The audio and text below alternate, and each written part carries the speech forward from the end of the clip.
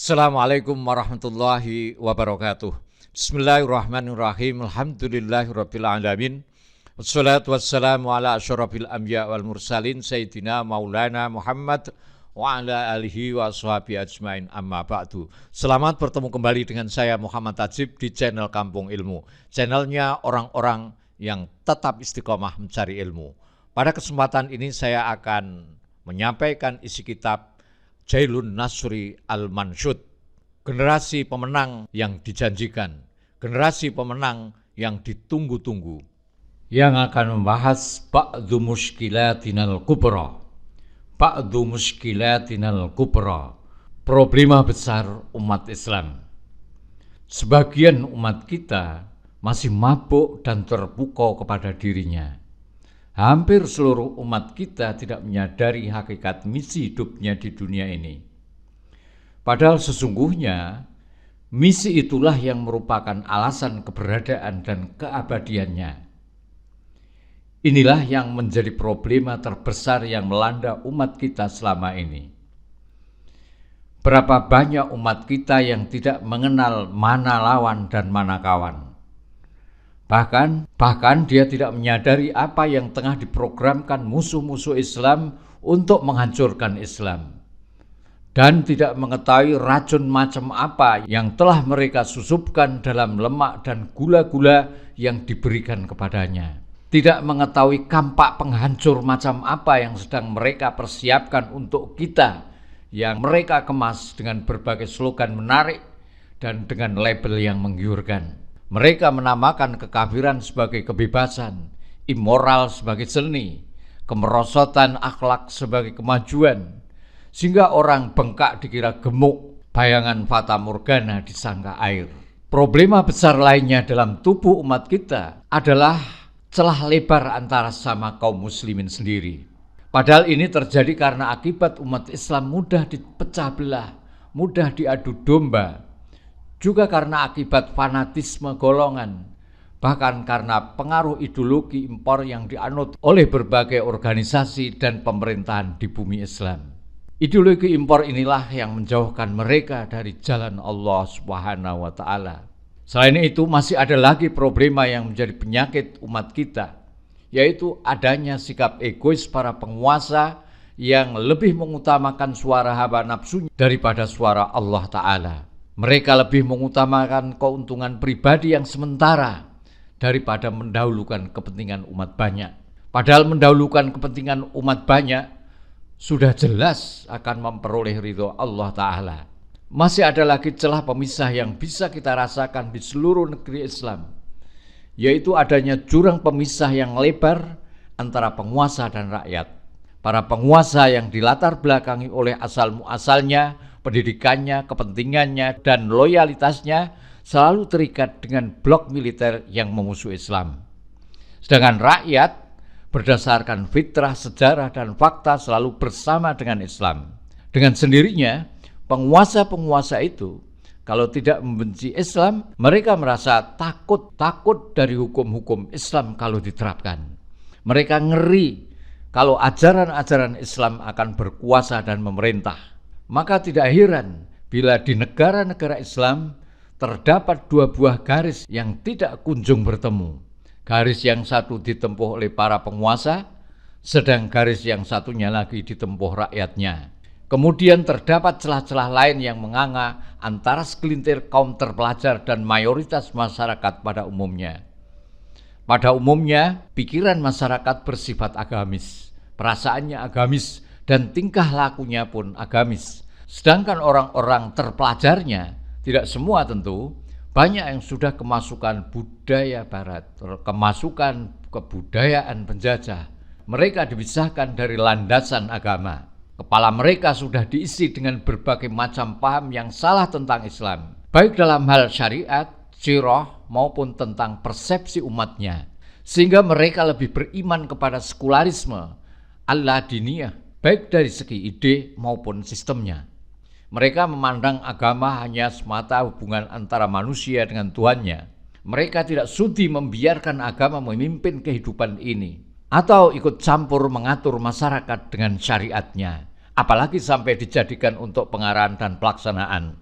Kalaupun boleh berperan, paling banter agama itu berperan hanya di dalam pagar masjid untuk saat-saat sholat atau khutbah. Itu pun masih dibatasi hanya soal-soal ubudiyah yang boleh dibicarakan. Dan paling banter lagi hanya sebagai bagian kecil mata pelajaran di sekolah. Sahabat kampung ilmu yang berbahagia, Islam sebagai agama yang sempurna tidak perlu kita ragukan lagi. Dan kesempurnaan Islam tersebut selalu menjadi solusi bagi setiap persoalan kehidupan. Nabi Muhammad sallallahu alaihi wasallam bersabda, "Al-Islamu ya'lu wa la yu'la alaih." Islam itu tinggi, Islam itu mulia, dan tidak ada yang lebih tinggi, tidak ada yang lebih mulia dari Islam. Namun di masyarakat sering dijumpai ketidaksesuaian antara ajaran Islam dengan tingkah laku pemeluknya. Ini dikarenakan umat jauh dari mengamalkan agama, dan dari sana kemudian muncul berbagai permasalahan dalam kehidupan umat Islam. Problematika umat Islam saat ini diantaranya satu, problematika iman. Saat ini banyak umat Islam yang nampak lemah. Iman tidak lagi dijadikan sebagai tolok ukur dalam bersikap dan bertingkah laku. Akibatnya, orang tidak memiliki rasa malu hingga melakukan hal-hal yang tidak dibenarkan oleh Allah Subhanahu wa taala. Selain juga tidak sedikit kaum muslimin yang tidak peduli terhadap persoalan Islam dan umat Islam. Dua, problematika pemahaman terhadap Islam. Pemahaman Islam yang baik adalah pemahaman yang didasarkan pada Al-Quran dan Sunnah yang sahih, sehingga Islam dipahami secara utuh, yakni secara syamil, menyeluruh, dan kamil, sempurna. Realitanya, tidak sedikit dari umat yang memahami Islam secara parsial, secara juz'iyah, sehingga mereka mengamalkan satu aspek dari Islam itu, lalu mengabaikan aspek lainnya. Yang ketiga, problematika politik. Umat Islam belum bisa mewarnai kehidupan berpolitik. Bahkan tidak sedikit umat Islam yang dieksploitasi untuk kepentingan politik kalangan tertentu. Ada pula yang tidak mau menggunakan politik Islam dalam sepak terjang kehidupan politiknya, malah cenderung menggunakan Islam untuk kepentingan politik, bukan berpolitik untuk kepentingan Islam. Malah cenderung menggunakan Islam untuk kepentingan politik, bukan berpolitik untuk kepentingan Islam.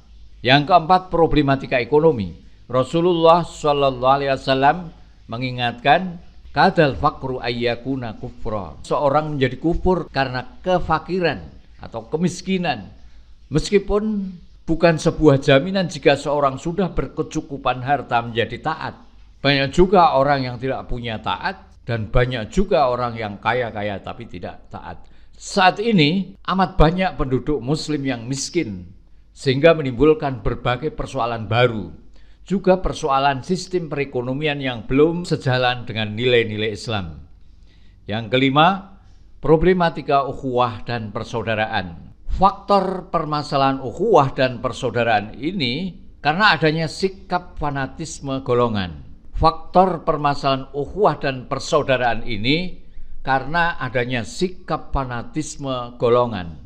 Padahal mestinya golongan yang terbagi-bagi dalam bentuk organisasi kemasyarakatan, yayasan, kelompok, hingga partai politik menjadi alat untuk menjayakan Islam, menjadi alat untuk memenangkan Islam, menjadi alat untuk menjayakan Islam dan umat Islam, menjadi alat untuk memenangkan Islam dan umat Islam secara keseluruhan, bukan semata-mata menjayakan golongannya sendiri, bukan semata-mata menjayakan golongannya saja. Yang keenam, problematika dakwah. Islam adalah agama dakwah, dan dakwah menjadi kewajiban setiap muslim. Saat ini dakwah baru diemban oleh sedikit dari umat. Itu pun para dai-nya belum terbina dengan baik. Menyikapi keenam problematika tersebut, umat Islam harus kembali dan dekat dengan Al-Quran dan Sunnah Rasulullah Sallallahu Alaihi Wasallam, sebagaimana yang ditawarkan oleh Al-Quran di dalam surat Jum'ah. A'udzubillahi minasyaitonirrajim. Walladzi ba'atsa fil ummiyina rasulan minhum yatlu 'alaihim ayatihi wa yuzakkihim wa yu'allimuhumul kitabal hikmah wa in kanu min qablu lafi dhalalim mubin.